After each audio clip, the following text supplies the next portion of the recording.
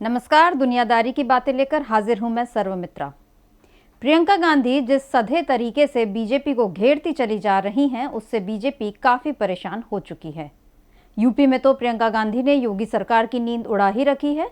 आप याद कीजिए, सोनभद्र से लेकर हाथरस और लखीमपुर खीरी से लेकर आगरा तक प्रियंका गांधी के कदम जैसे ही उठते हैं, योगी सरकार की पुलिस उन्हें रोकने के लिए किस तरह मुस्तैद हो जाती है।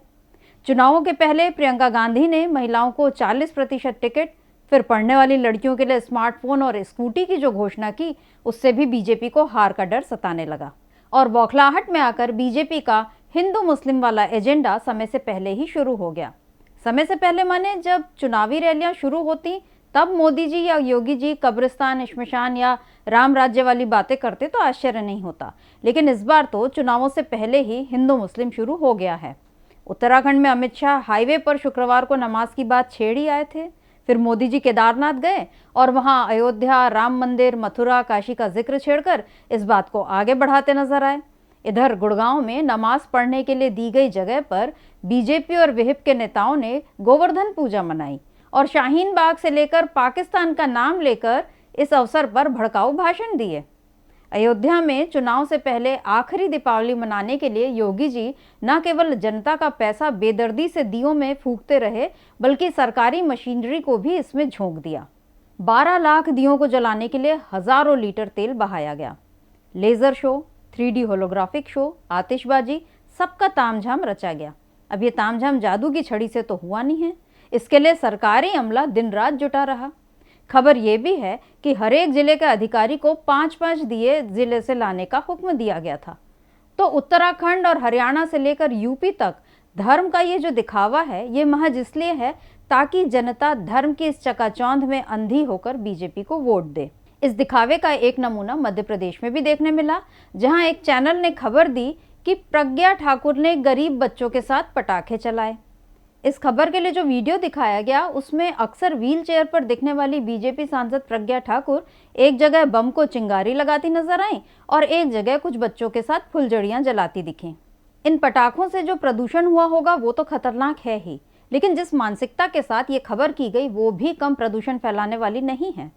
खबर में कहा गया बच्चे गरीब हैं, जबकि सच तो ये है कि बच्चे बच्चे ही होते हैं। अमीर और गरीबी की लाइन खींचने का काम तो समाज के बड़े यानी वयस्क लोगों ने किया है और इस लाइन को मिटाने की जिम्मेदारी सरकार और समाज दोनों की है, मगर यहाँ बच्चों को गरीब बताकर उन्हें दया का पात्र बताया जा रहा है। खैर, बीजेपी के नेताओं ने तो दिवाली पूरे दिखावे और चकाचौंध के साथ मना ली, लेकिन शिवराज सरकार के गृह मंत्री नरोत्तम मिश्रा को इस बात पर आपत्ति है कि गांधी परिवार कभी हिंदू त्योहार मनाते हुए क्यों नहीं दिखता है।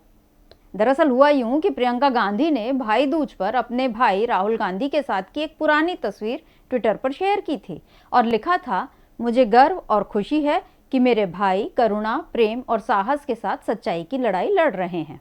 अब इस तस्वीर से बीजेपी के मंत्री को तकलीफ हो गई। उन्होंने फौरन प्रियंका गांधी पर निशाना साधा कि गांधी परिवार ने कभी भी हिंदू भावनाओं या उनके त्योहारों की कद्र नहीं की। ये लोग केवल चुनाव के समय जनेऊधारी होने का दावा करते हैं। दीपावली मनाते हुए या लक्ष्मी पूजन करते हुए इस परिवार की तस्वीर कभी नहीं दिखी।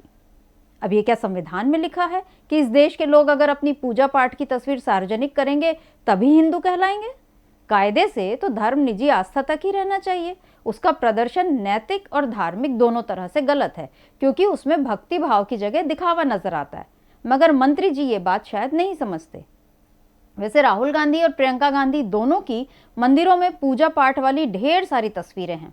अभी वाराणसी की रैली में तो प्रियंका गांधी ने मंच से दुर्गा स्तुति की। तो नरोत्तम मिश्रा हो या कोई और बीजेपी नेता हो, गांधी परिवार से ये लोग इतने बौखलाए इसलिए रहते हैं क्योंकि बीजेपी नेताओं को डर लगता है कि कहीं धार्मिक आस्था के मामले में भी ये गांधी परिवार हमसे आगे न निकल जाए। 7 साल से सत्ता पर बैठी बीजेपी को अब तक शायद अपने हिंदुत्व की मजबूती पर यकीन नहीं हो पाया है, इसलिए बात बात पर गांधी परिवार को निशाना बनाया जाता है। अब चुनाव के पहले ये बौखलाहट और बढ़ गई है। इधर प्रियंका गांधी भी मोदी सरकार को बड़े सलीके से घेर रही हैं। पेट्रोल डीजल की कीमत कम करने को प्रियंका गांधी ने डर से निकला फैसला बताया था। अब नोटबंदी की 5वीं बरसी पर मोदी जी से 5 चुभते हुए सवाल प्रियंका गांधी ने पूछे हैं। उन्होंने पूछा है, अगर नोटबंदी सफल थी तो भ्रष्टाचार खत्म क्यों नहीं हुआ? काला धन वापस क्यों नहीं आया? अर्थव्यवस्था कैशलेस क्यों नहीं हुई, आतंकवाद पर चोट क्यों नहीं हुई, महंगाई पर अंकुश क्यों नहीं लगा। जाहिर है मोदी जी और बीजेपी के दूसरे नेताओं के पास इन सवालों का कोई जवाब नहीं होगा। उनके पास दो ही ऑप्शन है, पहला वे बगले झांकें यानी उत्तर देने में आनाकानी करें, और दूसरा कुतर्कों पर उतर आएं यानी बेसिर पैर के जवाब दें। और इस बात की उम्मीद ज्यादा है कि बीजेपी नेता दूसरे वाले ऑप्शन को ही चुनेंगे, यानी वो कह सकते हैं कि नेहरू जी ने कुछ नहीं किया इसलिए हमें नोटबंदी करनी पड़ी, या कह देंगे कि जब देश में 2-4 लोग अरबपति बन सकते हैं तो बाकियों को अमीर बनने से किसने रोका है। बीजेपी नेता ये भी कह सकते हैं कि जब लाखों की गाड़ी खरीद सकते हैं तो 100-150 का पेट्रोल नहीं भरा सकते। मतलब उनके मन में जो आए वो कह सकते हैं, क्योंकि सरकार उनकी है। आज से ठीक 5 साल पहले यानी 8 नवंबर 2016 को नरेंद्र मोदी ने ऐसी ही मनमानी तो दिखाई थी, जब भारत की अर्थव्यवस्था से जुड़ा एक क्रूर फैसला उन्होंने लिया था। 500 और 1000 रुपए के नोट एक झटके में अमान्य करने का तुगलकी फरमान मोदी जी ने देश को सुनाया था। आतंकवाद, काला धन और भ्रष्टाचार के भयंकर असर को बताते हुए मोदी जी ने घोषणा की कि देश को भ्रष्टाचार और काले धन रूपी दीमक से मुक्त कराने के लिए नोटबंदी का सख्त कदम उठाना जरूरी हो गया है। इसके बाद 500 रुपए और 1000 रुपए के करेंसी नोट लीगल टेंडर नहीं रहे। फिर तो लोगों के पैरों से जमीन ही खिसक गई। 5 साल पहले बैंकों और एटीएम के बाहर दिन रात कैसी लंबी लंबी कतारें लगती थी, वो दृश्य आज भी डराता है। 5 साल बाद भी देश से न भ्रष्टाचार खत्म हुआ, न आतंकवाद, और जिस कैशलेस इकोनॉमी का ढोल बार बार पीटा था उसमें भी अब पता चल रहा है कि बाजार में 4 साल पहले की तुलना में 57.48% कैश ज्यादा आ गया है।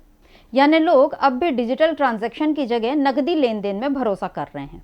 नोटबंदी की वजह से देश में लाखों रोजगार चले गए थे, कई लोग बेमौत मारे गए, लाखों जिंदगियां तबाह हो गई थी। तब तो मोदी जी ने शान से कहा था, जिस चौराहे पर बुलाओगे आ जाऊंगा। अब हालत यह है कि लोग सड़कों पर आ गए हैं और मोदी जी अब भी आराम से सेंट्रल विस्टा बनवा रहे हैं। इतनी बेदर्द और बेगैरत सरकार इस देश को पहले कभी नहीं मिली थी। लेकिन सरकार से सवाल करने की जगह बीजेपी नेता प्रियंका गांधी से उनके धार्मिक होने का प्रमाण मांग रहे हैं। सवाल यह है कि नेता को लोकतांत्रिक होना चाहिए या धार्मिक होना चाहिए। अभी तो यही लगता है कि बीजेपी इस देश को हिंदू राष्ट्र बनाने पर ही तुली है। यूपी उसकी प्रयोगशाला है, लेकिन प्रियंका गांधी इस प्रयोगशाला में अपने ढंग की राजनीति कर रही हैं और बीजेपी को सारी तकलीफ इसी बात से है। तो आज के लिए बस इतना ही। देखते रहिए डीबी लाइव। नमस्कार। हमारे चैनल से जुड़े रहने के लिए YouTube पर टाइप करें डीबी लाइव, सब्सक्राइब बटन को क्लिक करें और बेल आइकन को दबाना ना भूलें ताकि खबरें आप तक पहुंचती रहें। देखते रहिए डीबी लाइव, क्योंकि यहाँ हैं खबरें लगातार।